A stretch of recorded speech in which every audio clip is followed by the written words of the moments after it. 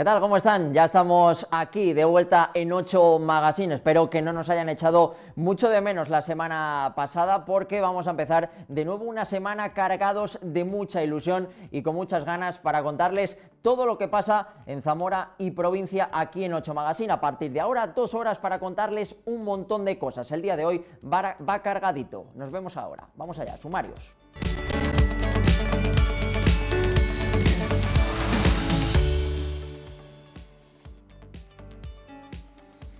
Hoy nos visitan dos mujeres que forman parte del Comité Antisida de Zamora. Lo hacen para dar visibilidad y darnos más información sobre una enfermedad que, aunque con el paso de los años se ve desde un punto de vista más positivo, sigue teniendo el problema del estigma y la discriminación. En 2024 en España se han registrado más de 3.000 casos nuevos.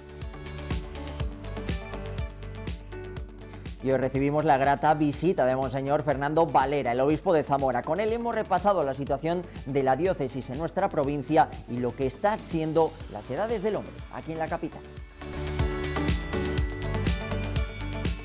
Y como todos los martes en Campo y Provincia, con nuestra compañera Martina repasamos la actualidad sobre la IGP Alubia Labañeza León, una legumbre que también se produce en la parte norte de nuestra provincia. Y hoy arrancamos también con las entrevistas Iberlobo On Bike, un proyecto europeo transfronterizo que aúna tanto deporte como turismo para dinamizar la economía local.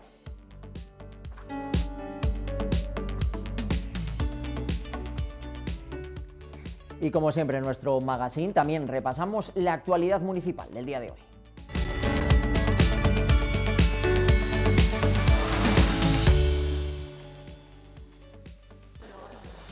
El Ayuntamiento de Zamora, ACECO y COE han presentado un proyecto piloto con el objetivo de incentivar el comercio navideño en la ciudad. 5 calles de la capital estarán adornadas de forma diferente para lograr ese objetivo. Una de las más destacadas será Sant Torquato, que lucirá estos días una gran alfombra roja. Junto a Sant Torquato, Ayuntamiento, ACECO y COE han querido llevarlo hasta 4 zonas más en la capital, entre las que se encuentran calles como Víctor Gallego, Magistral Romero o la plaza de Arias Gonzalo, donde tendremos paraguas de luces como decoración.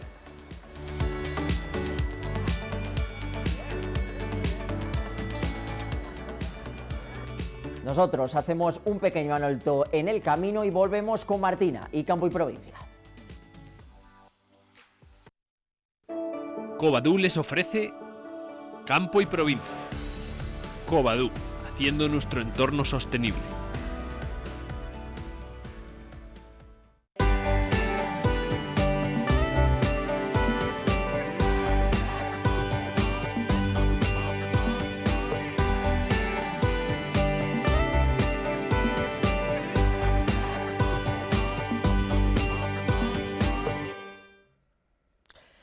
Saludos, buenas tardes, bienvenidos a esta ventana que abrimos, como saben, cada semana al campo y a la provincia. En esta ocasión vamos a hablar de legumbres, que es época y hay que empezar a consumir ese tipo de platos más habitualmente. Concretamente hablaremos de la IGP de la alubia Labañeza León y se preguntarán ustedes, en Campo de Zamora, la alubia Labañeza León. Pues la verdad es que también se produce en una veintena de localidades de la provincia de Zamora, principalmente de Benavente y Los Valles, aunque no estemos en el nombre, sí estamos en la producción. Así que con nosotros para hablar de esa IGP está su directora técnica, que es Eva del Río. Bienvenida y gracias por venir hasta aquí a hablar de una de las estrellas de las cocinas en esta época del año. Muchas gracias por la invitación, estamos encantados de estar aquí y para que los zamoranos sepan que también estamos aquí porque es una parte importante dentro de nuestra zona de producción. Sí, todo el mundo se piensa, la alubia de León, bueno, pues de León y entre comillas de Zamora también, porque son bastantes los productores también de aquí de la provincia. La IGP son en total cerca de 5.500 kilómetros cuadrados lo que abarca esa IGP y no sé cuántos productores tenéis ahora mismo. Bueno, va evolucionando a lo largo de los años porque tiene que ser sembrada cada 2 años según nuestro reglamento y eso pues va en función de cómo organiza cada agricultor su propia explotación. Este año hemos tenido 43 agricultores, ha habido años que tenemos 50, va cambiando durante los años. En cuanto al área geográfica, ¿Por qué estamos aquí porque estamos en Zamora? Pues porque el área geográfica pertenece, o sea, se define como aquella que reúne unas cualidades agroclimáticas y orográficas y que van unidas a un cultivo tradicional de alubia. Y si nos fijamos un poco en el área geográfica, esos 5.000 y pico kilómetros cuadrados, responde a las delimitaciones de las cordilleras y de las vegas de los ríos. Y en la provincia de Zamora es una provincia en esa zona de Benavente y los Valles donde tradicionalmente también se cultivaba alubia. Cuéntanos un poco, variedades, porque no solo una la que entra dentro de estas alubias de la Bañeza León. Son 4 variedades. Tengo que decir que son variedades de origen autóctono, porque la provincia de León y la parte esta que decimos de Zamora es una zona que, por sus condiciones climáticas durante la parte del cultivo, son muy acogedoras para todas las alubias, para cultivar alubias en grandes rendimientos y producción y calidad. Pero las variedades autóctonas son las que se han adaptado durante muchos años y solo prevalecen las que mejores rendimientos han tenido y han sufrido toda la selección por parte de los agricultores. Entonces tenemos la riñón menudo, la pinta de león, la plancheta y la canela. Son 2 de color blanco y 2 de color canela o canela con pintas. Evidentemente, desde el Consejo Regulador el control de la semilla es muy exhaustivo. Exacto. ¿Tenéis control en seco y luego hacéis controles posteriores? Sí, nosotros partimos ya desde el control de la propia semilla y aquí forma parte, una forma muy importante, Zamora, porque la semilla la producimos en la provincia de Zamora. La semilla que luego vamos a dar a los agricultores para la siembra. Como son variedades autóctonas, la conservación le corresponde al Consejo Regulador. Desgraciadamente no hay empresas que se dediquen a hacer semilla. Entonces, para la conservación de esas variedades nos encargamos nosotros directamente. Y bueno, pues para producir una semilla con unas garantías varietales y de pureza, tienen que reunir unas condiciones de cultivo que no las encontramos en todos los sitios donde quisiéramos, ni todos los agricultores están dispuestos a producirlas de esa manera. Y bueno, pues es verdad que las producimos aquí en Zamora. No producimos el 100% de lo que necesitamos, pero sí hemos conseguido mantener y mejorar la variedad. Los controles están en las semillas, pero es que es completo, están en las parcelas, están en la siembra, luego a la hora de los movimientos también del producto, lo que tenéis es un control absoluto para garantizar eso de lo que se habla siempre ahora, de la trazabilidad. Totalmente, desde el origen de la semilla hasta que el agricultor dice quiero sembrar estas variedades que están dentro del Consejo Regulador y que están amparadas. En estas parcelas determinadas, cuando yo las voy a recoger como agricultor, tengo que decir cuándo las recojo y a quién se las voy a entregar. Tiene que ser a un envasador que también está inscrito. Posteriormente previamente se ha hecho la auditoría también al agricultor. Nosotros como técnicos tenemos que hacer visitas en campo, luego control documental, de que el cuaderno de campo reúne las condiciones que hemos definido en el pliego. Posteriormente entregan la cosecha a un envasador inscrito, el envasador nos declara la cosecha y hacemos las auditorías en el envasador. Después ya se le emite la contraetiqueta, que es una contraetiqueta numerada que identifica a cada envase y certifica que ha cumplido todos los estándares de calidad.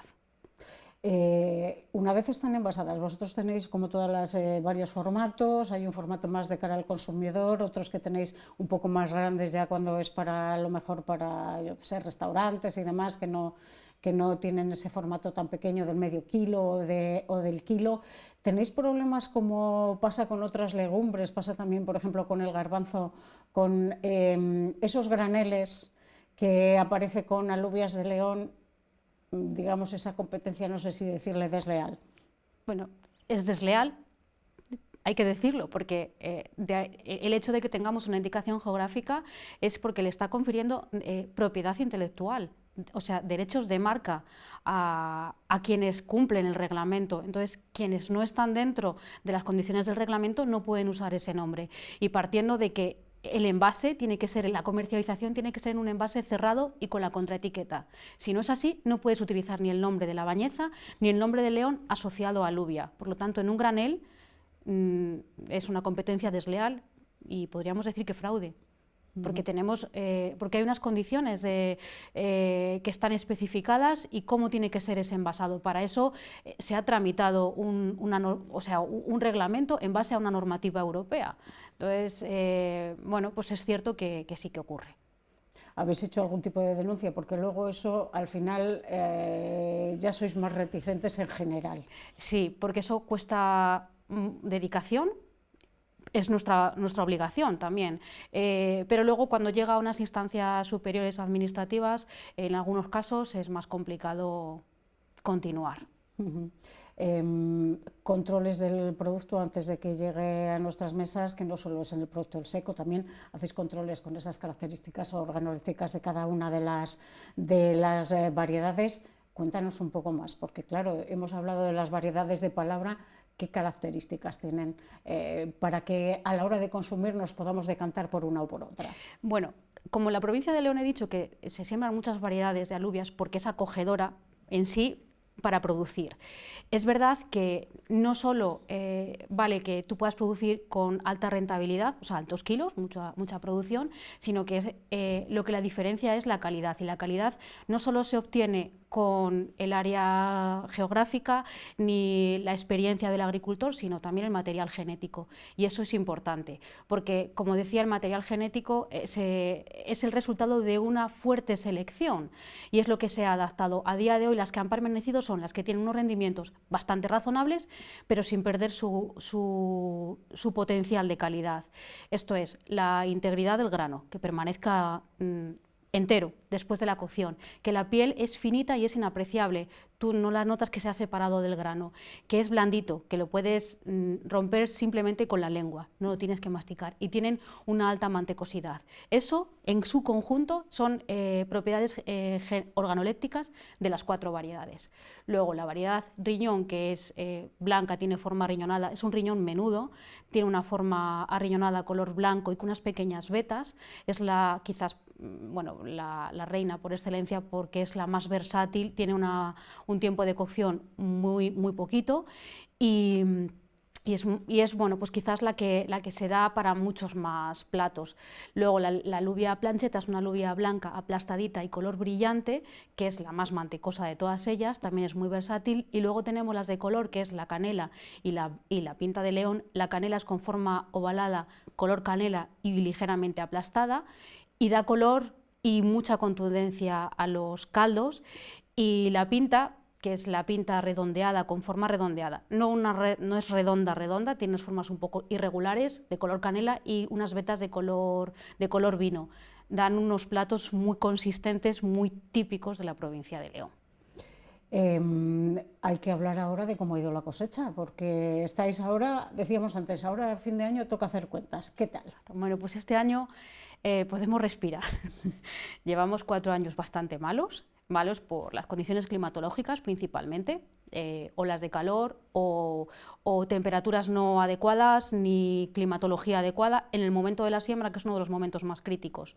Necesitamos que la temperatura esté por encima de los 15 grados y se siembra en mayo, a mediados de mayo, entonces necesitamos que haya una cierta temperatura, pero que se mantenga durante el proceso de germinación. No me vale que hoy tenga 15 grados y mañana baje, porque entonces no se va a desarrollar y se va a levantar la planta, que es muy débil en los primeros días, con mucha dificultad, no va a conseguir abrir el hueco entre la tierra, se va a quedar por debajo, no van a conseguir salir. Esos son unos momentos muy delicados, y este año pues parece que bueno, el tiempo y el clima se ha portado bien, hemos tenido buen momento de siembra, hemos tenido un año en el que sí que ha habido olas de calor, pero que los agricultores han conseguido manejarla, que es complicado porque bueno, no sabes cuándo vas a tener unas altas temperaturas, tampoco vas a tener agua precisamente ese día que hace falta, y precisamente ese día es cuando las flores tendrían que cuajar. Entonces, se tienen que cumplir un montón de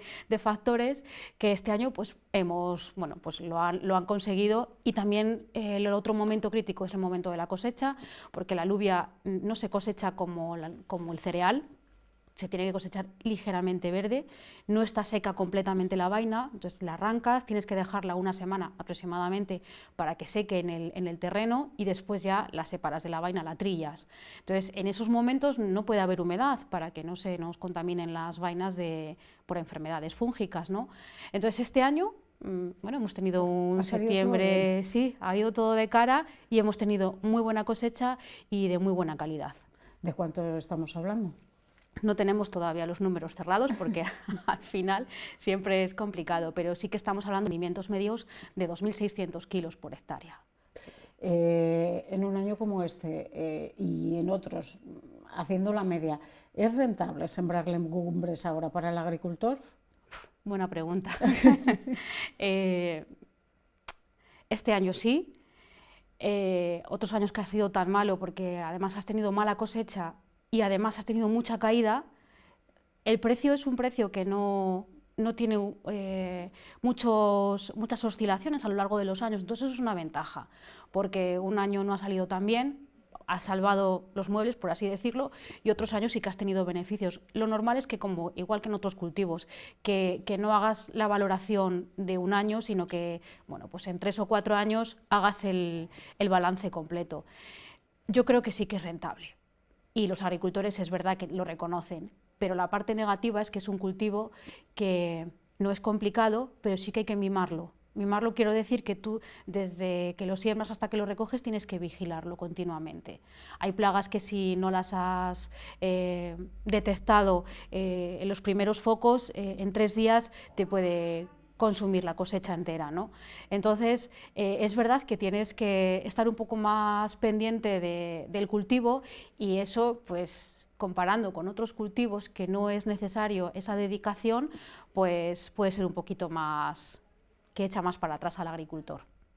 De los precios, decías que eran más o menos estables, no sé si en hábitos de consumo se mantiene esa tendencia que empezó en pandemia, como estábamos todos metidos en casa, la gente volvió otra vez a los fogones y sí que hubo un repunte a nivel general en todas las legumbres. No sé si eso se ha mantenido o si, aunque se consumen legumbres, se van a otro tipo de formatos o presentaciones que no es la tradicional, la del cultivo seco.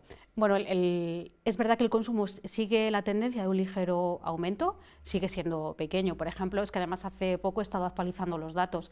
El año pasado quedó un consumo per cápita, me parece que de 3,60 o 3,30 kilos de legumbres por persona y año, cuando lo recomendable sería entre 12 y 15. Pero bueno, es verdad que sigue la tendencia un poco elevada. La alubia, por ejemplo, y la lenteja son las legumbres que menos se consumen, la que más se consume es el garbanzo. Y es verdad que también la tendencia es a consumir más en cocinado, en tarro. ¿Notáis vosotros la competencia de todas esas legumbres que llegan de fuera, que son muchas, porque luego también hay esa... tú miras en el supermercado y de repente tienes un envase que te hace pensar que esa alubia es de León y cuando le das la vuelta haces así y de repente ves México, Estados Unidos y demás. Sí que está puesto en la etiqueta, pero al final acaba siendo un poco engañoso.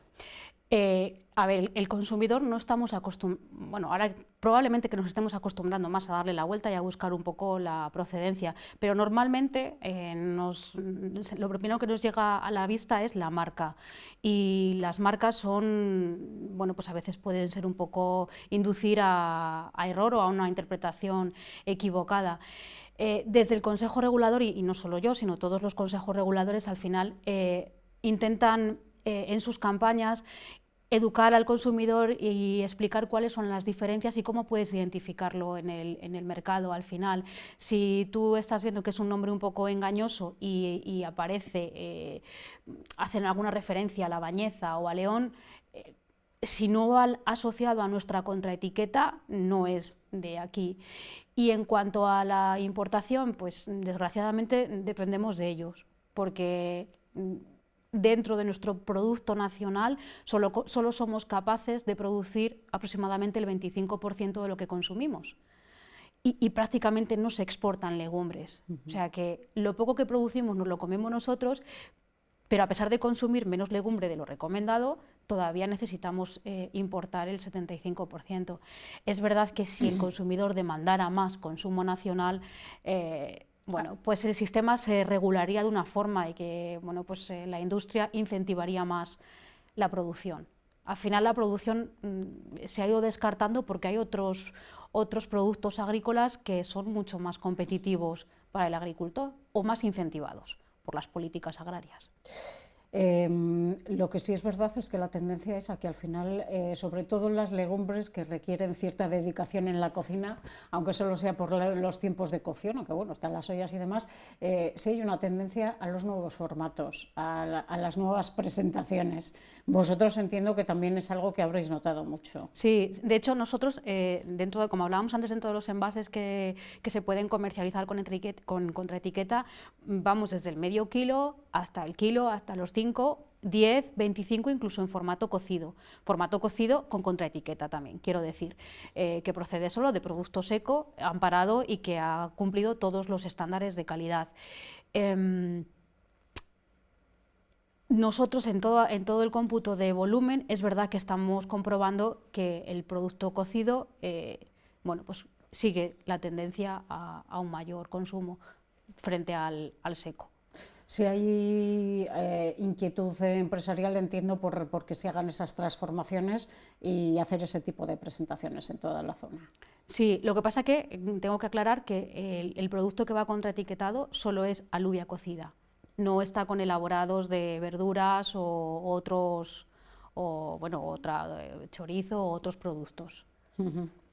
Proyectos de futuro y proyectos actuales, cuéntanos. Bueno, pues uno de los proyectos más principales que tenemos y que llevamos ya varios años, como decía, es el tema de la conservación de la semilla, porque hubo unos años de parón en el que no desde el Consejo Regulador no era autosuficiente para hacerlo, tampoco teníamos apoyo económico institucional.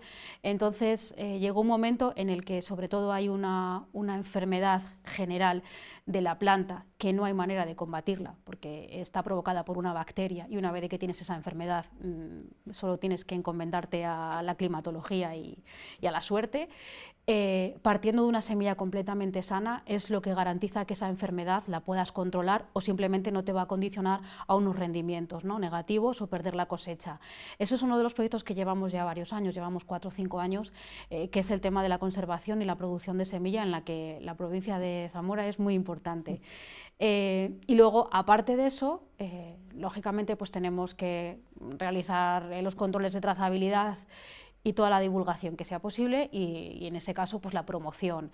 Dentro de la promoción pues actualmente hemos lanzado un concurso destinado a los centros de formación profesional de cocina y gastronomía y de dirección de cocina, donde un centro de aquí de Zamora sí que está participando. Lo hemos enfocado solo para los centros de Castilla y León, en el que este año, pues por razones de tiempo, lo hemos decidido en un formato digital, en un formato en el que no hay una final presencial, pero sí que tenemos un jurado profesional que pueda valorar las recetas, y está enfocada a que le retuerzan un poquito más la idea de cómo se pueden preparar platos de cocina con alubias como principal ingrediente o como legumbres en general, y que la alubia puede formar parte de unos platos de alta cocina. Y añadido a ello, pues que en las propias cartas de los restaurantes que se identifique correctamente también un producto con IGP, igual que asociamos cualquier otro producto que tiene una etiqueta de calidad, pues en este caso las alubias de la Bañeza León, pues que son una indicación geográfica, pues que se puede identificar también en la carta. Pues como hacen con los vinos. Exacto. Básicamente. Sí. Pues muchas gracias, Eva, por contarnos todo esto de la alubia, la Bañeza León y también Zamora. Y que vaya todo bien, que os salgan las cuentas y a ver si en mayo que viene os sale todo eso que nos has ido contando perfectamente. Y estamos hablando para el año que viene a esta época, pues de que ha habido también una campaña excepcional. Ojalá. Muchas gracias. Y a todos ustedes, no se vayan, ya saben que siempre antes de irnos vamos a repasar las cotizaciones de la lonja de Zamora.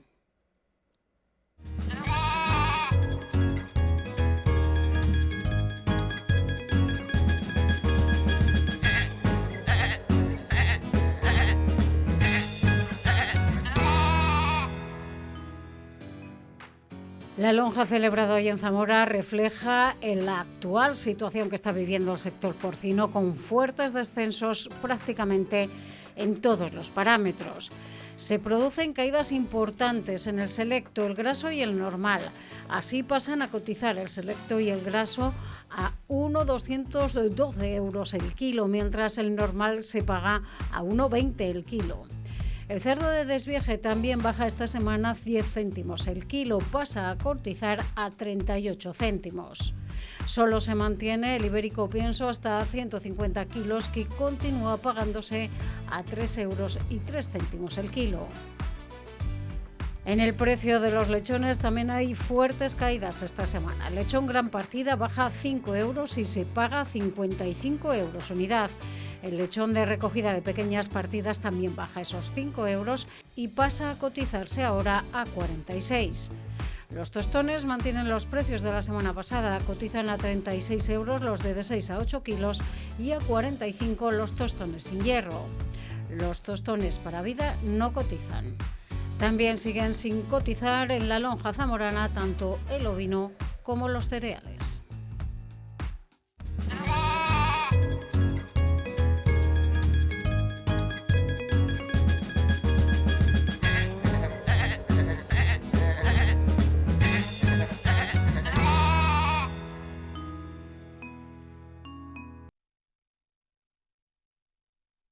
La peste porcina ha reaparecido en nuestro país 31 años después de su erradicación y lo ha hecho a través, como saben, de jabalíes salvajes. Precisamente las OPAs de Castilla y León han insistido en los últimos días en que el problema es que el foco está en los animales silvestres y no en el sector porcino. Hay un problema de peste porcina en el jabalí y, por lo tanto, la manera de erradicar la peste porcina es controlando, sacrificando la masiva población de animales salvajes que hay en este país. Siempre pensamos que estaba muy lejos, hasta que ha llegado efectivamente hace 2 días ahí a Cataluña, y hoy se han repetido de nuevo otros 4 casos más de jabalís, que es además la fauna salvaje, el jabalí concretamente, el que está extendiendo y contagiando a la cabaña ganadera de esta peste. ¿La peste porcina africana?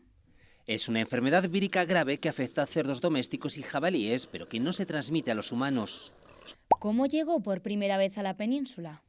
Llegó en avión de África a Lisboa en los años 60 y se empezó a propagar entre los cerdos que se encontraban en los alrededores del aeropuerto de Lisboa. Todo tras ingerir restos de comida infectada que había sido consumida en los vuelos procedentes del país africano. Desde ahí se extendió por varias regiones. ¿Cómo se transmite? Se transmite por contacto directo entre animales infectados, domésticos o silvestres, por contacto indirecto a través de productos contaminados o materiales o vehículos contaminados. Si una granja declara un foco, ¿qué medidas se adoptan? Se adoptan medidas de contención, cuarentenas, sacrificio de animales afectados y en contacto, restricción de movimientos, eliminación segura de cadáveres, desinfección, restricción de transporte y control estricto de bioseguridad. ¿Hay algún tratamiento? No existe tratamiento ni vacuna homologada para la peste porcina africana. La lucha se basa en prevención, contención y vigilancia. Muchas alertas sanitarias, la verdad, en el sector primario en los últimos meses. Volvemos aquí a Zamora porque la Diputación y los vinos de la Sierra de la Culebra han presentado las bodegas y los vinos de esta futura denominación de origen Sierra de la Culebra. En el evento, bodegas como Ramayal, La Mela, Bodega Liste, Naturea Wine, que ofrecían una cata dirigida a hosteleros, a restauradores y al público en general.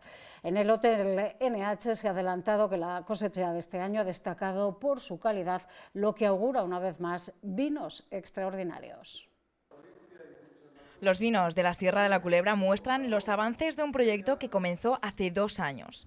La denominación de origen aún está en proceso, los estudios técnicos están a punto de finalizar.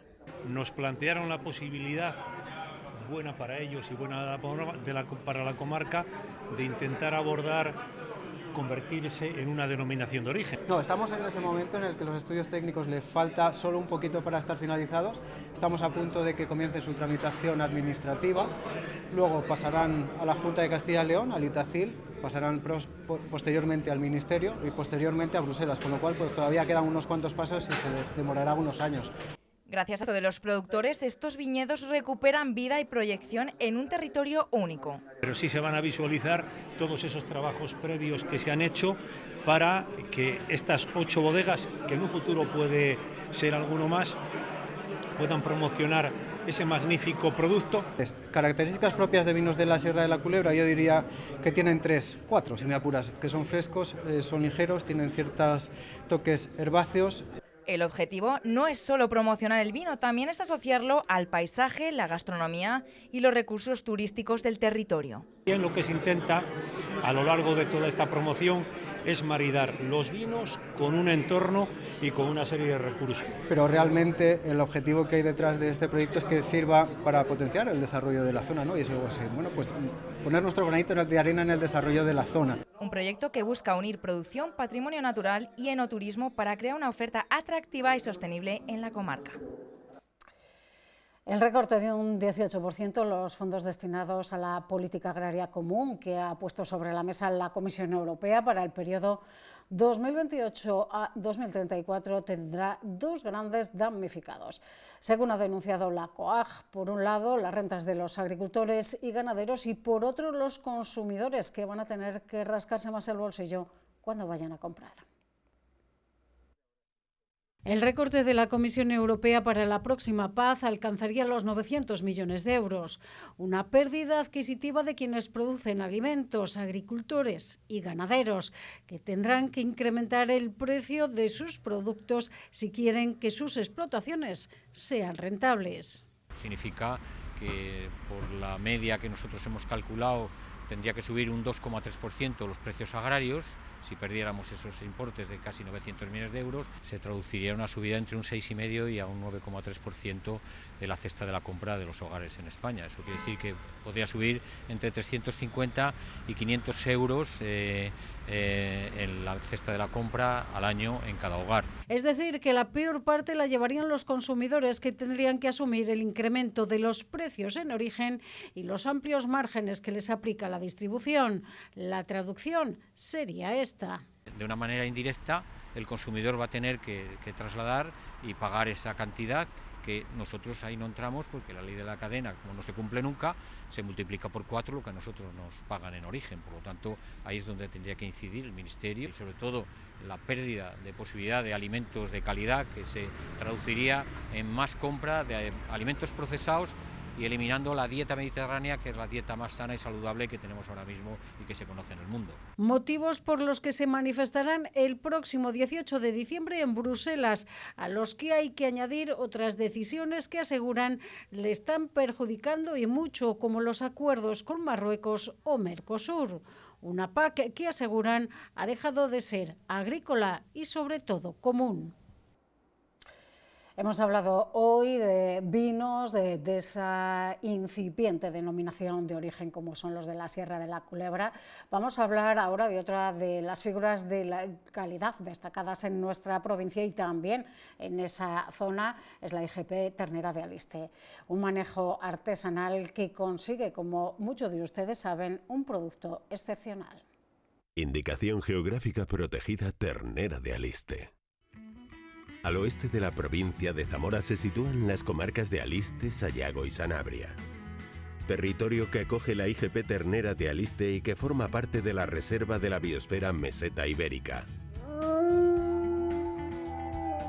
En esta zona geográfica se asienta la mayor concentración de lobo ibérico de la península ibérica.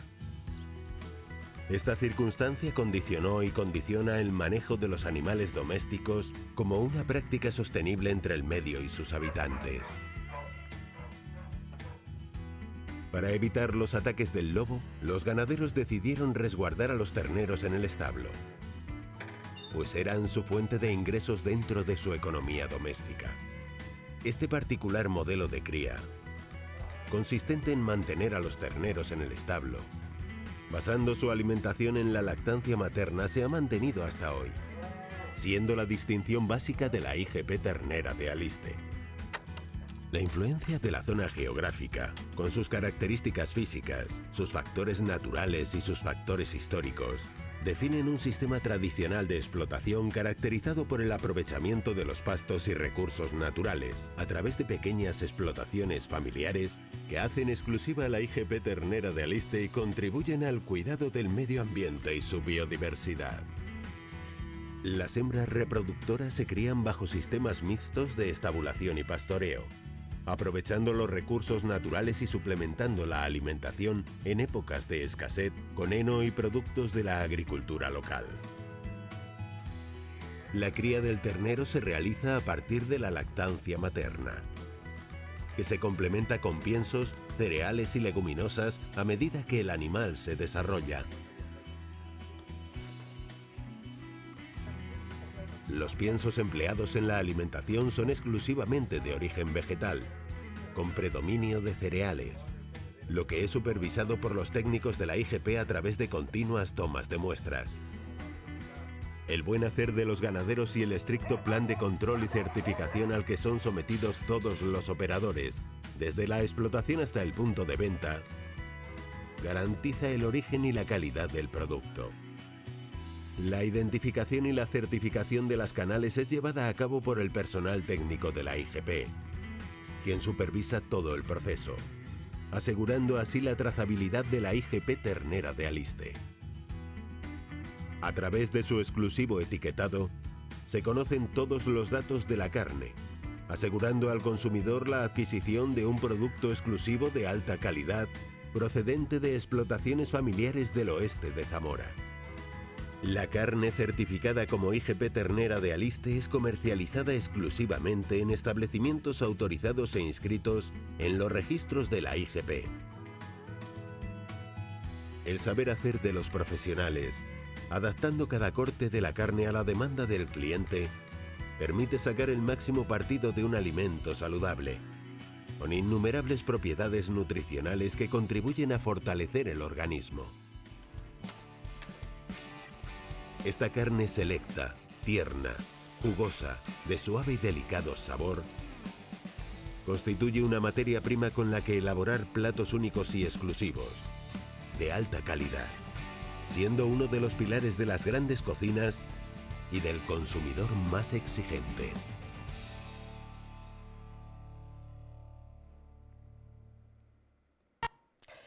Pues ahora sí, cerramos ventana al campo y a la provincia y a la actualidad del sector primario. Ya saben que volvemos dentro de 7 días. Pasen una feliz semana. Adiós.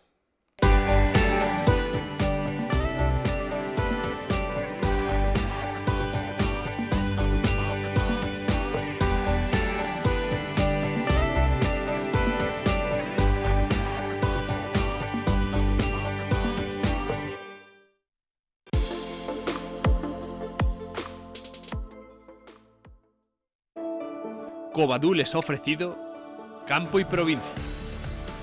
Covadú, haciendo nuestro entorno sostenible.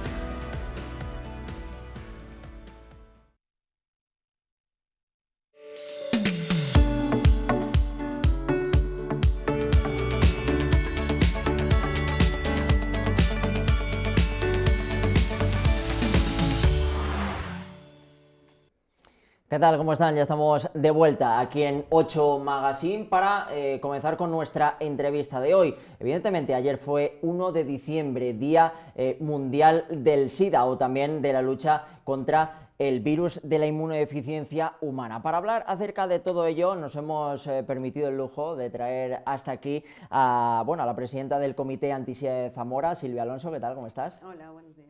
Y también acompañando a Silvia tenemos a Ana Isabel Santos, técnico de programas, de todos los programas que se realizan en este Comité Anti-SIDA acerca de este día y de esta enfermedad, ¿verdad? Hola, ¿qué tal? Bueno, chicas, tenía unos datos para comentar con vosotras y a ver cómo nos parece, ¿vale? Había visto que en 2024 hemos tenido más de 3.000 casos nuevos en España. Lo que podemos decir es que han sido 10 menos que el año anterior, por lo tanto vamos mejorando cada año, podemos decir, aunque sea poco a poco, ¿verdad, chicas? Sí, hombre, hace ya unos cuantos años la tendencia ha sido a la baja, pero bueno, el número de casos nuevos refleja, aunque sean 10 menos, refleja que todavía hay mucho trabajo porque lo importante sería que no se infectara a nadie, ¿no? Eso es. Pero bueno, se va manteniendo y disminuye un poco, pero luego a lo mejor el año que viene vuelve a subir un poquito, porque realmente el tema de los datos es un poco lioso, porque hay veces que se notifican más tarde, entonces hay retrasos en la notificación y luego aparece algún caso más, pero bueno, en principio que disminuya, aunque sea poco, es bueno.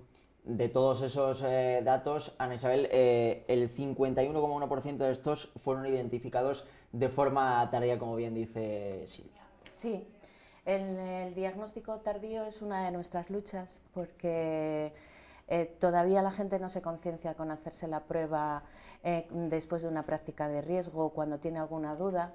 Hay que dejar el periodo ventana, que son entre 2 y 3 meses, pero el diagnóstico tardío lo que quiere decir es que el sistema inmune ya ha empezado a estar afectado. Sería mucho más beneficioso empezar antes para la adherencia al tratamiento. Ayer hacíais, o bueno, pues hablábamos de que se intenta hacer o visibilizar, ¿verdad?, este día 1 de diciembre, Día Mundial del SIDA. Hay una cosa que seguimos haciendo mucha incidencia, ¿verdad, Silvia, Ana Isabel?, que es el del estigma, ¿verdad?, y el de la discriminación. Sigue habiendo mucho estigma y mucha discriminación, ¿verdad? Sí, la verdad es que ayer en los actos que tuvimos hacíamos un recorrido desde el día primero del día 1 que se celebró, que fue en el 88, y ya desde entonces se estaba reclamando acabar con el estigma. Este año ha sido como un foco más intenso el decir, ya está bien, estigma cero ya de una vez, porque aunque es verdad que a lo largo de los años ha evolucionado mucho en todos los aspectos a mejor, todavía hay barreras que las personas con VIH se encuentran, que están provocadas por este estigma y esta discriminación y que no les permite, por ejemplo, visibilizar su estado serológico o no les permite acceder a un seguro de vida o a hacer una hipoteca o a ir a una residencia de mayores. Entonces, todavía hoy seguíamos reclamando, ayer, día 1, estigma cero. Y de una vez por todas acabar con el estigma, porque si sigue habiendo estigma no hay igualdad de oportunidades, no hay igualdad de trato entre todas las personas, ni se están respetando los derechos humanos. Ana, ¿qué es lo que hay que hacer para cambiar un poco ese panorama que seguimos teniendo? Pues es un poquito complicado porque la información existe. Creo que ya a estas alturas todo el mundo sabe cómo se transmite el VIH y cómo no. Todos sabemos que la convivencia diaria, el lugar de trabajo, los lugares de espacios lúdicos no son lugares peligrosos, pero sigue habiendo ese estigma, esa relación de culpabilidad con esta enfermedad, porque a nivel de tratamientos ha evolucionado muchísimo, la calidad de vida ha mejorado, se ha cronificado de una manera que les facilita su día a día a nivel de salud, pero falta la parte social.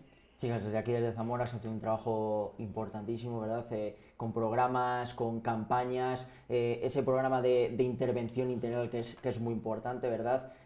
¿Cómo se trabaja aquí en Zamora para visibilizar, ¿no?, un poco esta enfermedad y hacerla normal, que yo creo que ya es una enfermedad normal y que tenemos en el día a día? Pues el trabajo del día a día es, sobre todo, está centrado en la persona, como dices, con ese programa integral, en las personas con VIH y su entorno próximo. Se hace un trabajo multidisciplinar, de asistencia social, apoyo psicológico, adherencia al tratamiento, promoción de la salud, acompañamiento a citas médicas y demás. Y eso sería un trabajo de intervención en asistencia pura y dura, ¿no? Pero después también está el trabajo de prevención, que ahí también se hace sensibilización. Y la prevención está, aparte de talleres, cursos, conferencias y demás sobre sexualidad y VIH y riesgos y su prevención, también está el hacerse la prueba, como decía antes Ana, la importancia del diagnóstico precoz y hacerse la prueba. Y como trabajamos de manera coordinada con la unidad de infectología del Hospital Virgen de la Concha, pues todavía se facilita más esas derivaciones sin que haya intermediarios por medio y se agiliza en el tiempo, con lo cual es una oportunidad que las personas pueden aprovechar. Ana, ¿cómo es importante ese diagnóstico precoz para el VIH? Pues tan importante como que la persona que se diagnostica de forma precoz puede empezar con el tratamiento antes y no llegar a tener afectado el sistema inmune. Por lo tanto, no sentirse enfermo, que eso es bastante importante en esta vida, no sentirse enfermo. Porque realmente el VIH no tiene una patología propia. El daño al sistema inmune es lo que hace que entren enfermedades oportunistas. Si eso se controla, la vida es completamente normal. Eso es de beneficio para la persona y luego beneficio para la sociedad, porque el VIH es un problema de salud pública y si una persona está diagnosticada y está en tratamiento, deja de transmitir la infección. Hay una cosa, seguro que la recuerdas, Silvia. Hace unos meses estuve allí en el comité antisida charlando contigo acerca de la PrEP, ¿verdad? Esa profilaxis, ¿verdad? Para prevenir la enfermedad. ¿En qué punto se encuentra todavía? Entonces hablábamos de que Sanidad lo quería llevar a las farmacias comunitarias. ¿En qué punto está? ¿Cómo nos encontramos en este momento todavía? Bueno, sí que lo recuerdo que hablamos de la PrE, que es la profilaxis preexposición, como bien has dicho, que además es otra medida de prevención que puede estar muy bien. Pero esto de llevarlo a las farmacias comunitarias todavía es una propuesta que sigue ahí y no... Y Sanidad la sigue alzando en voz alta, o sea, la sigue contando en voz alta porque, si no me equivoco, ayer mismo, cuando se han sacado todos estos datos, se ha vuelto a hacer referencia a ello. Sí, es una propuesta que está encima de la mesa, pero aún no se ha llegado al siguiente paso. Están todavía estudiándolo y viendo cómo se podría hacer. Hablábamos entonces que era complicado, pero que tienen que estudiarlo bien y tardará. Esto va despacio. Cuando se lanza una propuesta de este tipo, pues siempre hay que estudiarlo, valorarlo y analizarlo bien para luego sacarlo. Y de momento, que sepamos, no se ha sacado. Ana Isabel, ¿qué opinas acerca de esto? Bueno, a ver, ahora se están dando en las farmacias de los hospitales con unas condicionantes que tienen que cumplir las personas que lo solicitan. También existe la reivindicación de que se pueda tomar a demanda en momentos puntuales y no una adherencia al tratamiento continua para la prevención. Mucho que caminar, pero bueno, vivimos en un país un poquito complicado con todas las autonomías. Al final todos los cambios sanitarios tienen que llegar a un consenso. Por último, chicos, hemos visto si no me equivoco, es en el etnográfico, ¿verdad? Con esa exposición de todas las campañas que se han ido realizando a lo largo de todos los años. ¿Cómo ha ido cambiando cada campaña, ¿no? ¿O qué es en lo que se ha ido incidiendo en cada campaña desde aquí? Pues fíjate, no son todas las campañas porque son muchas, pero sí que es como una muestra de las más representativas, ¿no? Me acuerdo, todo el mundo de una edad se acuerda de la campaña SIDA no da y ahí se empezó con una de ellas que era muy potente, además llegó mucho y luego ha ido cambiando mucho, es muy curioso verlo porque en función de las necesidades y los avances que se han ido produciendo a lo largo de los años, se ha ido incidiendo más en unas cosas o en otras. Al principio era el preservativo, tanto masculino, y después el femenino, que también salió, y luego ya se ha ido enfocando hacia la PrEP, que hablábamos, y hacia la parte de indetectable es igual a intransmisible. ¿Eso qué quiere decir? Cuando una persona está en tratamiento, la carga viral está indetectable, no quiere decir que no exista, pero sí quiere decir que está controlada y no se transmite. Con lo cual también es una medida de prevención. Y ahí en las campañas se ve cómo se incide en eso, porque antes se pensaba que una persona en tratamiento sí que lo transmitía y ahora se ha comprobado con estudios y demás que no, con lo cual es un gran avance para todos, ¿no? Y se va cambiando a medida que se va avanzando. Ana, por último, muy rápido. Sí, y las últimas campañas pues vemos en los carteles que están más centradas en el estigma. La parte, dijéramos, más médica, más sanitaria, como que está mucho más evolucionada. Entonces las últimas campañas lo que trata es luchar por ese estigma, por esa normalización de la enfermedad. Bueno, Ana Isabel, Silvia, muchísimas gracias. Me gustaría dedicaros muchísimo más tiempo, os lo prometo, pero los programas son así y al final lo tenemos que hacer de esta manera. Muchísimas gracias por acompañarnos aquí en 8 Magazine. Nos vemos en otra ocasión y para hablar un poquito más acerca. Muchas gracias a vosotros. Nosotros, compañeros, amigos, telespectadores, nos hacemos un alto en el camino y nos volvemos a ver aquí en 8 Magazine.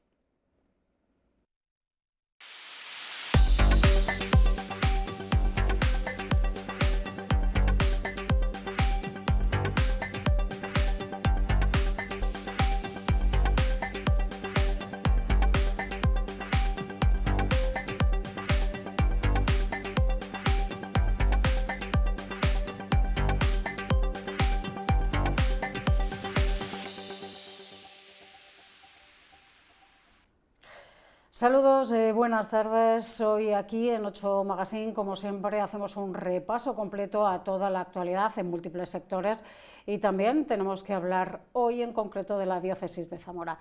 ¿Y quién mejor para hablar de ella que su obispo, don Fernando Valera? Bienvenido, buenas tardes. Buenas tardes, ¿qué tal? Llegamos al final de año, no sé si cuesta arriba o cuesta abajo, pero han sido unos últimos meses bastante complicados. Sí, de mucho trabajo, de muchas cosas, pero yo creo que haciendo un camino, y el camino cuando se hace en común, con equipos de gente, con trabajos que van siendo pues muy bonitos, porque se van compartiendo, yo creo que se hace un camino que no se hace cuesta arriba, ¿no? Esperamos mucho por las edades, no era esta semana, era la siguiente, dependía de Casa Real. Al final se inauguraron sin la reina, que vino una semana después, luego esa tercera sede con esa, no sé si orientación más pedagógica. ¿Cómo está yendo estos primeros meses? Pues yo creo que está yendo bien. Para un inicio está viniendo mucha gente, sobre todo el eco que va teniendo, es decir, yo voy escuchando a muchas personas, ¿no?, que salen impactadas de lo que es el conjunto de la exposición, ¿no? Es un relato, es una selección de obras, es una música, es un nuevo concepto y creo que se ha conseguido. Y esa era la idea primera que teníamos y creo que se ha logrado hacer, ¿no? Es el trabajo de mucha gente que está dando mucho fruto. Y luego la novedad más grande es tener la sede del Carmen, ¿no?, pedagógica, ese laboratorio, ese lugar donde la gente puede tocar, ¿no?, porque el arte y la belleza tienen mucho que ver con los sentidos, con el olor, el olfato, el tacto, ese sentido también que queremos darle a las edades del hombre, que es ese sentido interior, ¿no?, que te cuestiona, que te va dando pues una palabra, esa palabra que va sonando en toda la exposición, que es no tengas miedo, ¿no? Quien tiene esperanza, tiene paciencia y va quedándose en lo profundo de su ser, la palabra no tengas miedo, que dicen algunos autores que está presente en la Biblia 365 veces, una por cada día, ¿no? Y es como la necesidad que todos los seres humanos tenemos, ¿no?, de decir, no tengas miedo, adelante, camina, no te detengas, mira el futuro, trabaja, hazlo con ilusión y hazlo con otros, ¿no? En esa sede de la Iglesia del Carmen está destinada sobre todo a los más pequeños, a los escolares. No sé si se sorprenden ellos con lo que puede ofrecer esta exposición o son los que le enseñan todos los entresijos de la exposición los que se sorprenden con los niños.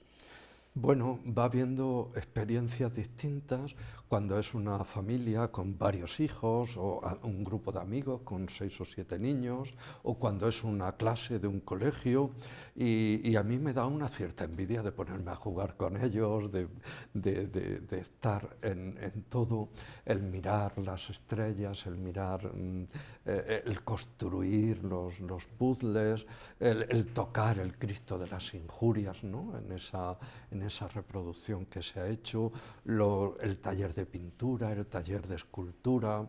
Bueno, tiene algo muy importante, que parece que en la era de lo digital, de que todo está a un dedo, el ver que una obra de arte es un proceso laborioso y que necesita mucho trabajo, necesita mucha inteligencia y necesita una intensa vida interior, ¿no?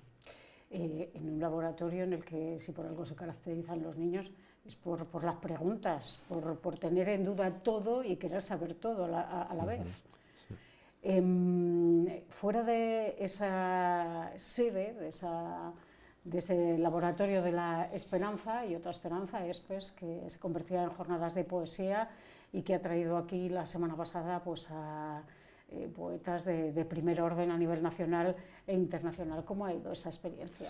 Bueno, pues para mí ha sido muy sorprendente. Es una pequeña actividad.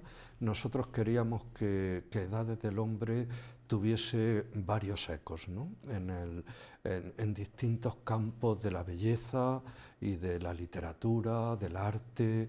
Entonces, la primera, el Papa Francisco escribió un texto sobre la poesía y luego el prefecto del Dicasterio de Cultura es un poeta renombrado, ¿no? Un hombre de una cultura excepcional, que iba a venir y al final no pudo ser. Pero ha sido una experiencia encantadora, ¿no? de escuchar a poetas de todo el mundo, compartir algo que en otros lugares nos decían están llenando estadios cuando va un poeta a recitar poesía, ¿no? Y que es un campo del arte y de la literatura que está como minusvalorado en nuestro entorno, ¿no? Y por eso ha sido la primera como píldora de estas actividades complementarias. La siguiente creo que va a ser un concierto que ha preparado David Rivas, ¿no? Especial para esta experiencia de esperanza, ¿no? y que queremos, ya se anunciará, ya se dirá dónde, cómo y todo eso, ¿no? Pero vamos a ir haciendo alguna actividad a ese nivel. ¿Alguna visita destacada? Bueno, está viniendo mucha gente de todo tipo, ¿no? Este viernes viene un grupo de estudios universitarios de Madrid, gente que se plantea el mundo de la cultura desde el plano intelectual, vienen amigos, viene una de las parroquias, vino este fin de semana, que está una de las imágenes y que fue una parroquia muy, muy querida para mí, ¿no? Y que el encuentro con ellos, para mí está siendo una experiencia de gozo, de no parar y de querer tener tiempo para todos, pero bueno, se tiene el que se tiene y se comparte pues lo que tenemos. El tiempo a veces se nos queda pequeño, pero la gente se va muy contenta de la ciudad, de una ciudad llena de belleza, es verdad, de una ciudad que quiere ser cada día más acogedora, pero de una exposición que está llenando las expectativas que habíamos puesto en ella, ¿no?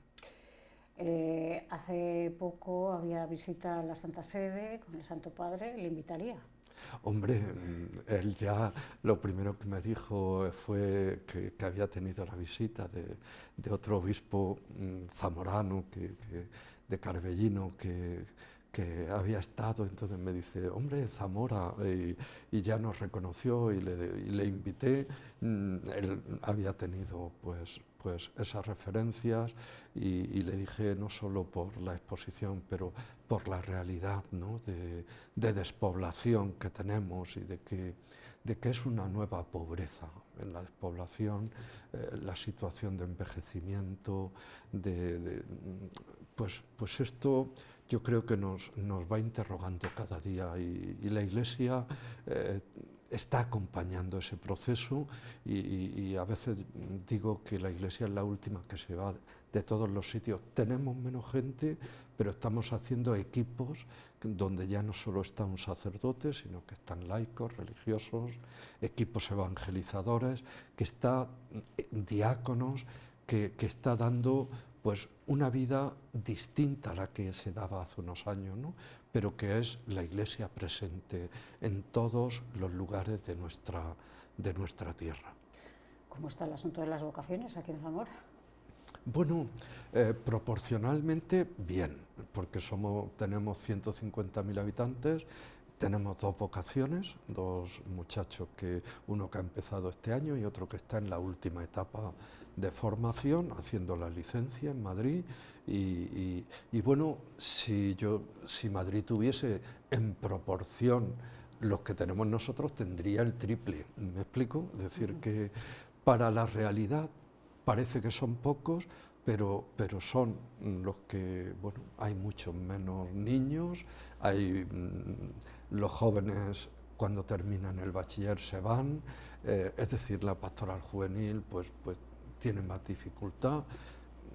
Yo creo que es un número, yo firmaría para que siempre tuviésemos en toda esta etapa al menos 2 o 3, ¿no?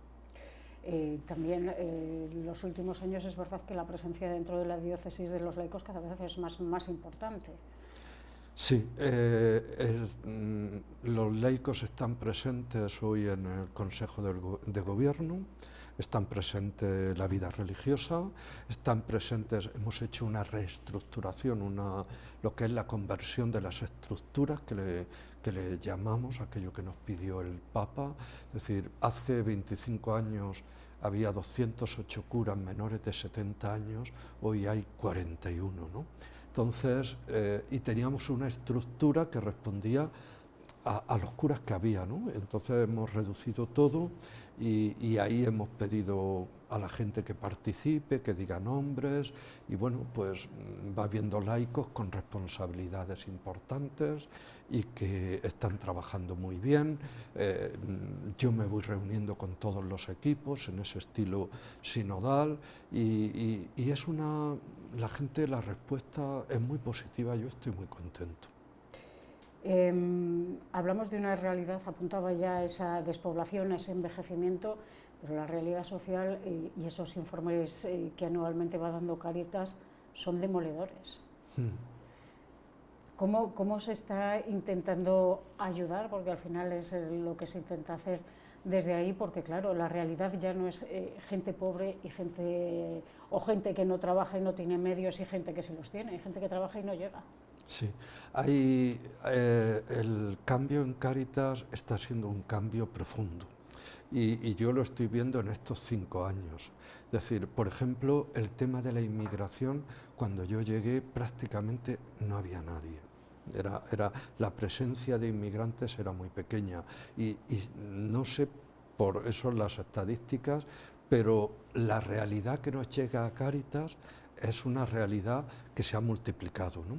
La realidad de otras actuaciones también va cambiando, ¿no? Todo lo que es esa prioridad de las personas sin hogar, el tema yo creo que aún en Zamora no está muy extendido, pero la ausencia de casas va notándose cada vez más. Las nuevas pobrezas de gente que tiene un sueldo y que recordabas y no llega, que hay que hacer una ayuda ad hoc a mucha gente. Y bueno, pues dando cursos, formando a gente, respondiendo a las nuevas pobrezas, el equipo de dirección de Cáritas también estamos en ese cometido de ser un equipo corresponsable conmigo, ¿no? de ir pues viendo cuáles son nuestras prioridades y cómo responder lo mejor posible. Ese cambio en la dirección de Cáritas no ha sido todo lo tranquilo que querría. Todos los cambios, cuando las realidades han estado mucho tiempo en una sola dirección, cuesta trabajo, ¿no? Entonces era un cambio que había que hacer, que se hizo en diálogo, que a veces cuesta trabajo, pero el equipo actual es un equipo de laicos, con su delegado, con César y el director, la ecónoma, la secretaria general. Cuando nos reunimos al menos una vez al mes, pues bueno, se van planteando las cuestiones y a veces los cambios, vuelvo a repetir, no son fáciles. Hemos hablado de las edades del hombre, que al final, después de todo ese trasfondo espiritual que tiene, es poner en valor el patrimonio que tiene la Iglesia. Uno de los objetivos es mantener ese patrimonio, y de ahí, por ejemplo, el nacimiento de esa Fundación Zamora Arte para intentar conservarlo e intentar buscar nuevas vías de financiación. Hay muchísimo que mantener, hay iglesias que son big, como Molacillos, y que necesita una inversión muy importante. ¿En qué punto está? Bueno, pues esto es un camino, y nosotros tenemos un patrimonio ingente, ¿no? Todos los meses se reúne la Comisión de Obras y si tuviéramos que responder a todas en cada momento sería tremendo, pero lo que nosotros no hacemos es rendirnos, es decir, ante cada reto intentamos buscar soluciones, ¿no? Por ejemplo, hace 5 años, ahora en enero, que se nos cayeron pues parte del tejado del palacio, pues el palacio ya se ha arreglado el tejado y lleva su proceso de transformación, de cambio, y muchas iglesias, son muchas iglesias las que llevamos hacia adelante, ¿no? Se ha arreglado, gracias a Dios, en poco tiempo la Magdalena, que aparentemente parecía que estaba bien, pero estaba a punto de colapsar todo lo que era el tejado, y todo el entramado de madera que llevaba por alguna actuación que no se había hecho bien anteriormente, y bueno, y todo eso pues con las nuevas iniciativas, con el acceso a la torre y a las cubiertas, pero no olvidamos que tenemos delante de nosotros el Museo de Tapices y que seguimos, ¿no? para ir dándoles respuestas, que es un camino que no se para, es decir, y es un reto constante, y ahí digo que tenemos vocación de una carrera de fondo. Nosotros no podemos hacer un sprint, ya hemos hecho, ya está, ya se ha acabado. Nosotros tenemos un patrimonio que conservar y que mejorar y que compartir, y por tanto es una carrera de fondo en el que vamos poco a poco con un equipo excepcional de personas que están trabajando. Bueno, vamos a pasar repaso a algunos de los frentes que hay abiertos, y vamos a empezar por uno que ha nombrado, que es el Palacio Episcopal. ¿Cómo van las obras? Porque ya llevan, yo creo que un par de años, por lo menos. Ya lleva un par de años, y bueno, pues se terminó la primera fase, que es las cubiertas, que es lo más importante.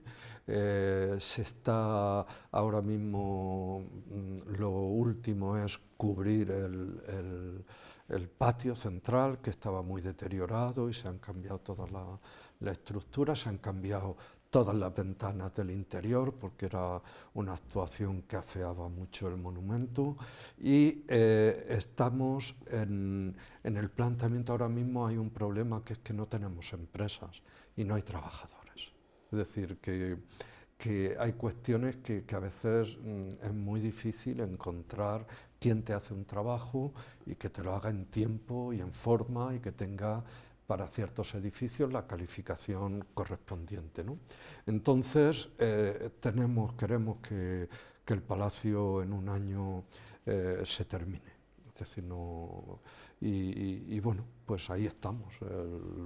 A la par se está arreglando, yo cambiaré de casa posiblemente antes de Navidad. La casa donde vivo ya estamos viviendo porque había que empezar y se han atrasado las obras, pues 3 sacerdotes, mi secretario y yo, ya estamos 5, y a partir de que yo cambie de casa habrá 6 sacerdotes, ¿no? Y se irá transformando todo ese espacio como nueva casa sacerdotal, para lo que vamos a necesitar en los próximos 10-15 años, ¿no? Que son 10 o 12 habitaciones, y otra iniciativa importante, que son casas de convivencia sacerdotal, ¿no? Es decir, frente al sacerdote que está solo en un pueblo, el mundo y la sociedad de hoy necesita que hagamos equipos, que nos cuidemos, no solo en lo material, sino también poder compartir la oración, poder estar juntos. Bueno, es un cambio en profundidad lo que vamos haciendo. Ligado en principio a esas obras del Palacio Episcopal estaba el Museo de Tapices y luego hubo que cambiar de opinión. ¿En qué punto está ahora ese museo? Ese museo, el palacio, por su tamaño no daba para los tapices más grandes, ¿no? Y evidentemente las actuaciones de tener que, en lo que era la muralla, la primera torre que se hizo del palacio, pues ahí no podíamos abrir, ¿no? Entonces el proyecto se hizo se creó un equipo de especialistas que estudió cómo afrontar esa realidad, y la realidad es todo en dónde están ahora mismo, con una actuación, aprovechando todo el trabajo que se va a hacer para la subida a la torre y el acceso a la catedral y el acceso a las cubiertas, y en todo lo que es ahora mismo el museo de la catedral. Todo eso va a ser la primera parte del museo, ¿no? Y poco a poco tenemos la mitad de tapices casi sin restaurar, es decir, tendremos un museo que la primera parte, si Dios quiere, en 2 o 3 años podremos, en cuanto se termine la cuestión de la torre y las cubiertas, empezaremos con esa realidad. Pero sería dentro del espacio de la catedral. Dentro del espacio de la catedral, en donde están, con alguna actuación para que se puedan ver bien, y toda la parte de abajo, es decir, desde donde se entre, ya el preproyecto que vio este equipo de expertos, en cierta medida le dio un placet, ¿no? Y bueno, en ese sentido se seguirá profundizando. ¿Cómo van las obras del ascensor? Las del perímetro entiendo que irán más rápidas, pero las del ascensor... Es que aquí todo cuesta mucho trabajo y los permisos son a veces una cruz que es tremenda, y siempre falta algún papel y es un hándicap, y el delegado de patrimonio lo sufre, ¿no? Porque esto estamos sujetos a veces a ayudas que necesitan cumplirse en el plazo, y es un estrés constante, ¿no? Fuera de obras hay otras cuestiones como la de la transparencia. El Papa Francisco ahondó en alguna de ellas, como eran esos casos de pederastia y las denuncias. Desde la diócesis tenéis esa página abierta para que se salvaguarde siempre la intimidad de los presuntos casos o presuntas víctimas que pueda haber. No sé si habéis tenido alguna novedad en este sentido, o cuántas personas han denunciado a estas alturas. Bueno, nosotros hemos hecho un cambio que se realizó este verano, que es de la oficina de prevención a un plan que le hemos llamado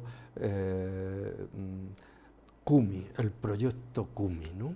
El proyecto CUMI quiere ser un trabajo más amplio que dedicar solo a la prevención interna de la Iglesia. ¿Qué nos ha pasado? Pues que hemos tenido, por decirlo de alguna manera, gracias a Dios, poco trabajo. Entonces, la apertura de la diócesis va a ser a ir también ayudando a víctimas que han sido, han sufrido abusos, que no corresponden a la Iglesia, pero que pueden acudir para que nosotros le asesoremos, le acompañemos, que haya con voluntarios en psicología, en el campo que nos pidan. Es decir, que también queremos estar abiertos a la sociedad. El problema, sabéis muy bien que de los abusos no es solo de la Iglesia, sino es de toda la sociedad. Entonces, el proyecto es que poco a poco vamos haciendo un servicio más grande. Y eso es un ejercicio evidentemente de transparencia, de ayuda, es un servicio de atención, de acompañamiento y de decir, nosotros queremos formar a la gente, queremos prevenir, pero queremos también cuidar a aquellos que han sufrido pues esta lacra de los abusos, sea en el campo que sea, y poner nuestros medios a trabajar ahí. Muchas gracias, don Fernando. Y un deseo, ya que estamos a finales de año, para el próximo 2026, aunque nos queden todavía unos cuantos días.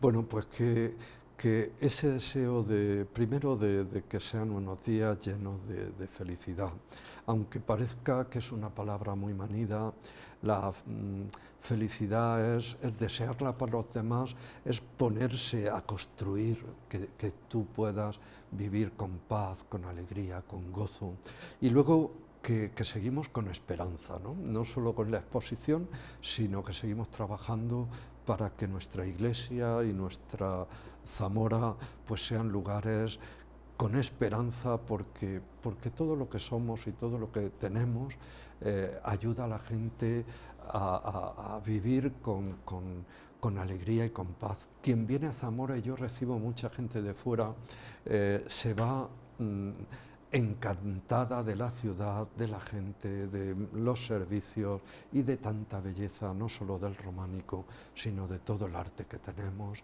a todos los niveles. Muchas gracias. Muchas gracias a usted. Y a todos ustedes, pues no se vayan, porque ya saben que continúa aquí 8 Magazine Zamora.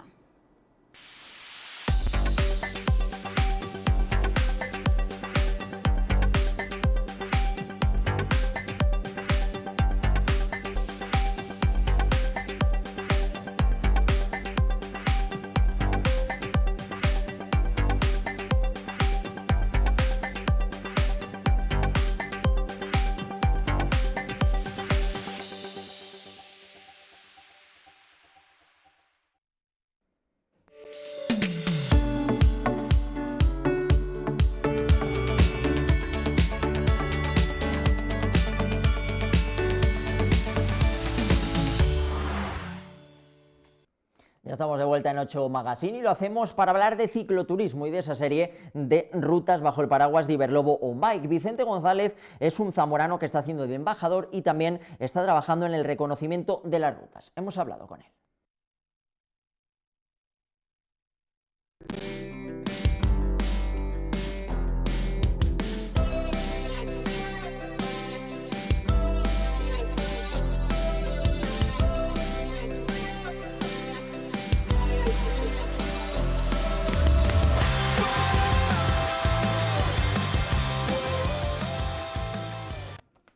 Pues aunque en Iberlobo On Bike realmente los protagonistas somos todos los zamoranos y toda la gente que vamos a poder disfrutar de estas rutas en el futuro y que vamos a poder disfrutar de nuestros parajes y de también parajes de otros lugares, por ejemplo en Portugal, lo cierto es que sí que hay algunos protagonistas y algunos que también que han estado de avanzadilla y también lo que se conocen como embajadores, pues bueno, los que al final están tirando de esta iniciativa pues a través de vídeos y que hoy precisamente en televisión nos van a contar un poco en general pues de qué trata esta ruta y qué es lo que vamos a poder ver. Y tenemos la suerte de que nuestro embajador es zamorano y es Vicente González.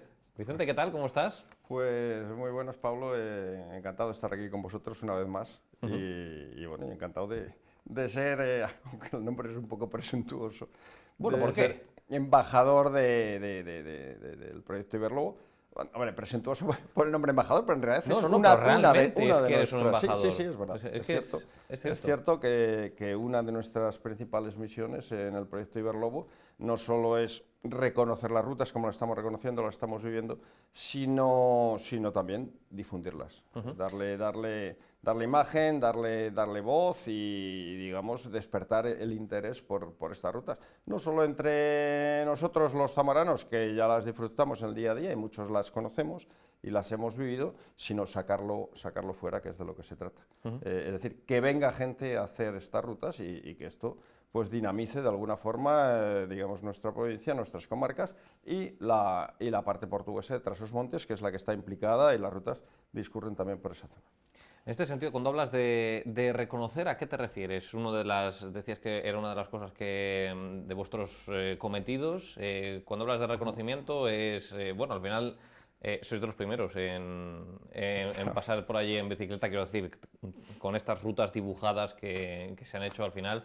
¿A qué te refieres cuando dices bueno, reconocimiento? estamos viendo entre yo y mi compañero George, un portugués, un reconocido ciclista portugués, porque yo soy de la parte silver George Mariz, ¿no? del ciclismo, ¿no? Este chico es un chico de 27 años, un ciclista de élite en Portugal y también corre pruebas en España, ahí estamos juntos. Ahí lo tenéis, sí. Efectivamente. Bueno, pues los dos lo que estamos haciendo es, de alguna forma, esas rutas que ya están diseñadas, las estamos recorriendo y es una forma, digamos, de estudiarlas, valorar si son adecuadas, si no lo son, proponer algún cambio, algún recorte, algún alargamiento, pues porque consideramos que es de interés o porque el firme, en el caso del ciclismo de carretera, a lo mejor no es el más adecuado en ese momento, porque no está todavía reparada y se reparará en el futuro. Bueno, esa es en esa misión de reconocimiento es en la que estamos ahora mismo también. Bueno, ¿cuánto has recorrido? ¿Cuánto porcentaje del recorrido aproximadamente dirías que tenéis ya, no reconocido, por lo menos que lo hayáis recorrido con la bicicleta? Bueno, pues estamos en ello, estamos casi empezando, porque, y cuando digo empezando es porque el número de rutas son tantas que no es fácil hacer esto en 4 ni en 5 días, ¿no? Estamos hablando de casi unas rutas circulares, tanto de mountain bike como diseñadas para bicicleta de carretera, en torno a los entre 500 y 600 kilómetros. Esas rutas circulares, digamos, podemos salir desde cualquier punto, lógicamente, como al ser circulares podemos salir desde cualquier punto, pero bueno, nosotros, por ejemplo, lo iniciamos en Fermoselle, se mueve hacia el norte para entrar finalmente en Portugal, en este caso entraremos por Puebla de Sanabria, luego ya podemos entrar por Calabor, Río de Honor, como ha sido el caso en algunas, y luego ya hay múltiples circuitos, normalmente, no todos, normalmente circulares, más pequeños, más cortos y con salida y llegada al mismo punto. Por ejemplo, podemos hacer un recorrido Fermoselle, o como estuvimos ayer, pues Puebla, pero recorriendo, digamos, todas esas comarcas de frontera. Estamos hablando, lógicamente, y como sabemos todos, bueno, o no todos, porque yo últimamente veo yo que los niños no conocen las comarcas de Zamora, nadie se las enseña si no son los padres, ¿no? Pero bueno, estaríamos hablando, si empezamos por el sur, pues Sayago, Aliste, Carballeda y Sanabria, la parte española, y luego pues los Trás-os-Montes portugueses. En este sentido también para los pequeños, pues lo dices de manera didáctica, pero realmente son rutas que están diseñadas en principio para que cualquiera que cojamos una bicicleta que la podamos disfrutar de una manera o de otra, ¿no? Porque quiero decir, estamos hablando, pues Vicente, tú y también y Jorge de Mariz de los embajadores, pues bueno, ya tenéis un nivel, ¿no? Pero la puede disfrutar todo el mundo en lo que se llama un poco cicloturismo, muchas veces también relacionado también con esa población silver, con esa población más adulta. Lo importante también es eso, ¿no? Democratizarla, estas rutas, y que todos las podamos disfrutar. Sí, lógicamente las rutas están diseñadas para que las haga... quiero decir, las rutas son tantas, tanto de carretera como de mountain bike, que lógicamente la gente debe ser consciente de su nivel, cada uno, digamos, puede decir, bueno, pues esta ruta la puedo hacer yo o no. Es más, luego las rutas tienen indicado el número de kilómetros y tienen indicado el desnivel. Entonces el desnivel normalmente va a ser la medida de la dificultad. Porque técnicamente todas son accesibles casi para cualquiera. tampoco yo recomiendo a alguien que no ha cogido nunca una bicicleta, se monte en una bicicleta y diga, bueno, pues voy a hacer una cualquiera, la primera que pillo, ¿no? Lógicamente, pues bueno, con un poquito de cabeza y siempre siguiendo el consejo de amigos aficionados, preguntando. Tenemos que pensar que básicamente estas rutas, aparte de disfrutarlas los zamoranos, como decíamos, o las provincias colindantes y los portugueses, están diseñadas para dinamizar, es decir, para atraer gente de fuera, ¿no? para atraer turismo y dinamizar estas comarcas. Yo no que me gustaría de llamarlas deprimidas, sino bueno, pues que han perdido mucha población, pero que el que está allí, el que resiste, tiene muchas ganas de que aquello se dinamice, crezca, no solo en el sentido de decir, bueno, trae turismo que deja dinero, sino en el sentido de ver gente nueva también y que aporta de la gente. La gente suma en ideas, suma en actividades y suma en compañía también, ¿no? Entonces, yo esto lo he visto, por ejemplo, en las islas. En un par de visitas que he hecho en el último año, yo creo, ha sido tanto a Lanzarote como a la isla de Mallorca, me ha llamado la atención la infinidad de ciclistas extranjeros que hay que van a hacer turismo de bicicleta, o sea, van a rodar en grupos. Muchos del norte, además, gente, ¿no? Sí, Sí, hablamos de toda Europa, pero bueno, en general, pues Alemania, países escandinavos, Holanda, y hay una serie de rutas diseñadas y van a hacer esas rutas, especialmente bicicleta de carretera, o al menos los que yo más veía eran bicicleta de carretera. Aquí tenemos carretera mountain bike, podemos elegir, ¿no? Bueno, pues lógicamente, pues el atraer a esta gente, la Diputación, que es la que lleva el liderazgo de todo esto, está comunicado con clubes de extranjeros para, digamos, de alguna forma, al menos llamar su atención y decirle, estamos aquí y queremos hacer esto allí. Claro, esto tiene que estar sustentado también, no podemos traer gente de fuera y normalmente esta gente viene sin bicicleta. El que viene en avión a Valladolid, por ejemplo, o a Salamanca, o a León, o a Madrid, viene sin bicicleta.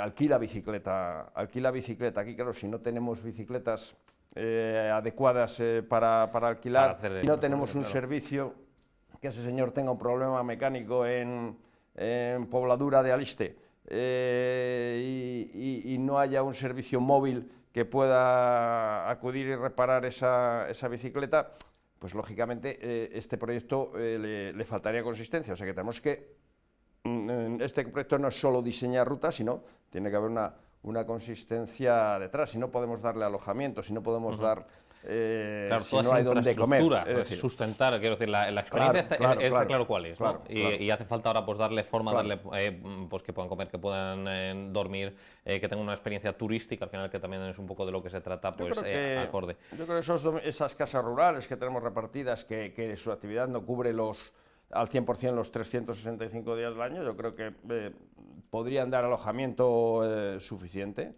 pero bueno, luego hace falta otro tipo de cosas para sumar. Aparte luego de puntos, por ejemplo, como va a haber puntos de autorreparación, es decir, pues al estilo de los que hemos visto en la capital, de apoyo al Camino de Santiago, pues va a haber puntos donde haya herramienta pues para hacer una reparación sencilla, pero tiene que haber algo más. Efectivamente, para que también los ciclistas además se sientan también protegidos en este sentido. Y te tengo que preguntar, Vicente, para empezar, con lo que llevas, porque como decimos es un trabajo todavía, como dices, muy exhaustivo el que estáis realizando, pero ¿cómo es la experiencia hasta ahora de hacer una ruta Iberlobo on bike para los que ya la estáis realizando?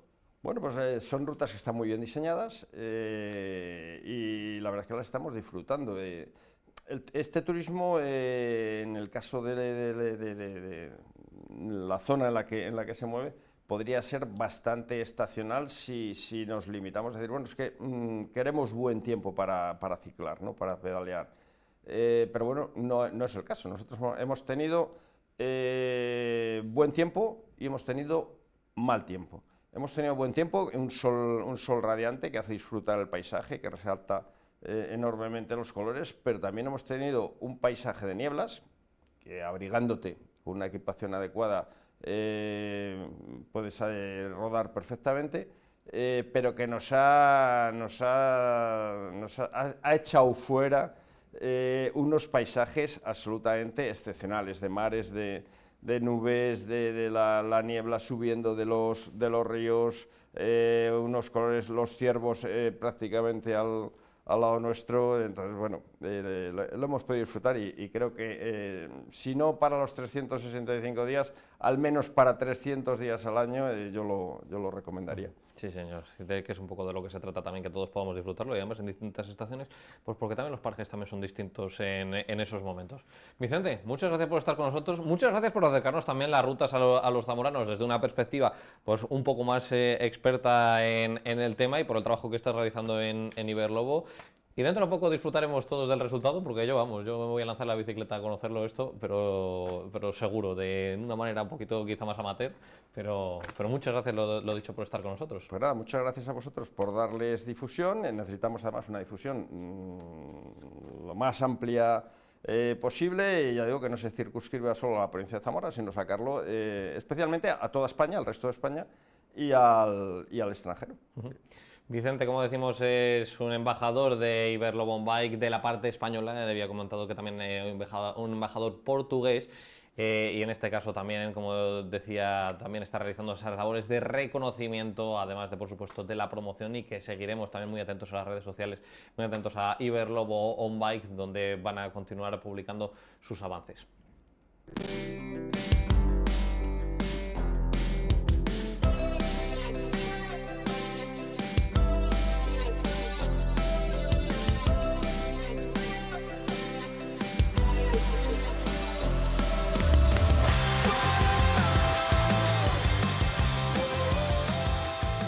La Diputación de Zamora, en cooperación con el resto de socios, participa en el proyecto Iberlobo on Bike para aprovechar el potencial de la cooperación transfronteriza y consolidar en la zona de la Raya un destino turístico sostenible que contribuya a incrementar el emprendimiento y la generación de empleo.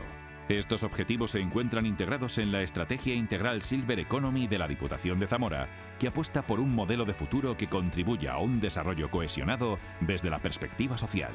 Iberlobo on Bike, proyecto cofinanciado por la Unión Europea a través del programa Interreg España-Portugal, POCTEP 2021-2027. Diputación de Zamora, Área de Fondos Europeos.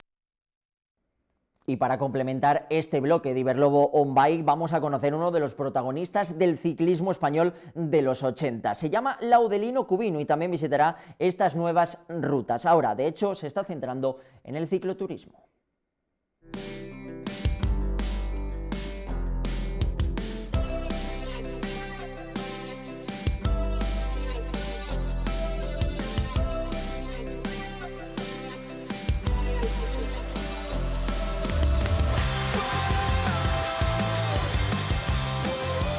Dentro del mundo del ciclismo ha sido muy importante Laudelino Cubino, Lale, que en este caso, pues como ciclista aquí en España, ha sido conocido pues por ganar esas 3 etapas de la Vuelta a España, por ganar esa etapa en el Tour de Francia.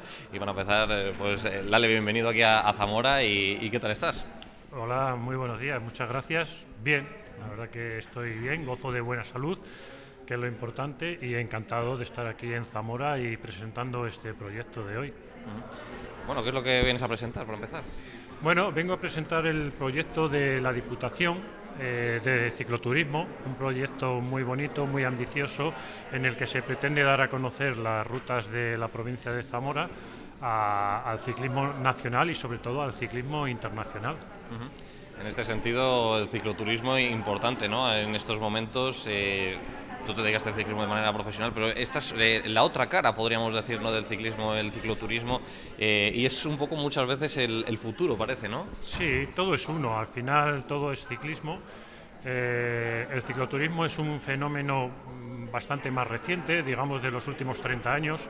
La gente que le gusta la bicicleta, pues poco a poco ha ido descubriendo que se pueden ver y conocer lugares de nuestra geografía muy bonitos con la bicicleta, y eso se ha ido promocionando a lo largo de los años hasta llegar a un punto en el que Hoy en día pues son millones las personas que practican este deporte en España, en nuestro país, y por no decir del entorno europeo, que son muchos millones de personas las que le gusta viajar, conocer lugares y desplazarse con sus bicicletas siempre en el maletero para ver esos lugares. Sabemos que sigues muy ligado al mundo del ciclismo. No sé si tienes pensado también próximamente o en algún momento pues disfrutar de esta ruta Iberlobo On Bike, pues bueno, de esos parajes de Zamora, de Portugal. Sí, por supuesto. Además yo vivo muy cerquita de aquí, vivo en Salamanca. Me queda muy cerca, sería imperdonable que no viniera a conocer estas rutas, y el año que viene pues alguna haré en compañía de mi hijo y de mi hija, que también practican este deporte, ¿no? Vamos a ver, para empezar, cómo aparte pues, de esta ruta cicloturista Iberlobo On Bike, en general, Laudelino, ¿cómo sigues ligado al mundo del ciclismo en estos momentos? Bueno, la verdad es que nunca me he desligado del todo. Sí que es cierto que he tenido etapas en las que he hecho más actividades que otras. Estos últimos 4 o 5 años he vuelto muy fuerte al mundo del ciclismo, pues con la organización de la Vuelta Ciclista Castilla y León, este último año también con la organización de la Vuelta a Zamora y con otras carreras menores en Salamanca y en Béjar, mi ciudad, ¿no? Así es que participo en algunas marchas cicloturistas también, que me gusta mucho ir a conocer lugares y ver otros sitios, otras ciudades, o sea que nunca he dejado del todo la bicicleta. ¿Y cómo es, después de ser ciclista profesional, pues bueno, bajar un piñón, por decirlo de alguna manera, ¿no? y disfrutar de la bicicleta de esta manera? Relajante. La verdad que hacer rutas en bicicleta sin prisa, sin horarios, sin agobios, sin contrarrelojes, pues es muy relajante, te despeja mucho la cabeza, te sirve para el día a día. Yo se lo recomiendo a todos aquellos que estén pensándolo. La bicicleta es un deporte muy bonito.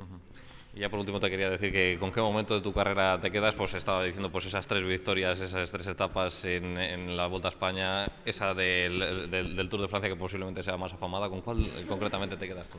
Bueno, al final todas tienen su aquel, ¿no? Unas tienen unas características, otras tienen otras. Quizá por importancia, pues la etapa que gané en el Tour de Francia en el año 88, que fue una etapa de alta montaña con muchos puertos por los Pirineos, quizá fuera la más significativa, ¿no? Pero también el Campeonato de España de 1990, la Vuelta a Cataluña de 1990, la Vuelta a Galicia del 94, las etapas del Giro. A ver, no se podría decir una sola, ¿no? Son recuerdos muy bonitos que están ahí. Bueno, pues Laudelino, muchas gracias por estar con nosotros y bueno, y esperamos verte pronto también aquí en esta ruta Iberlobo On Bike. Muchas gracias.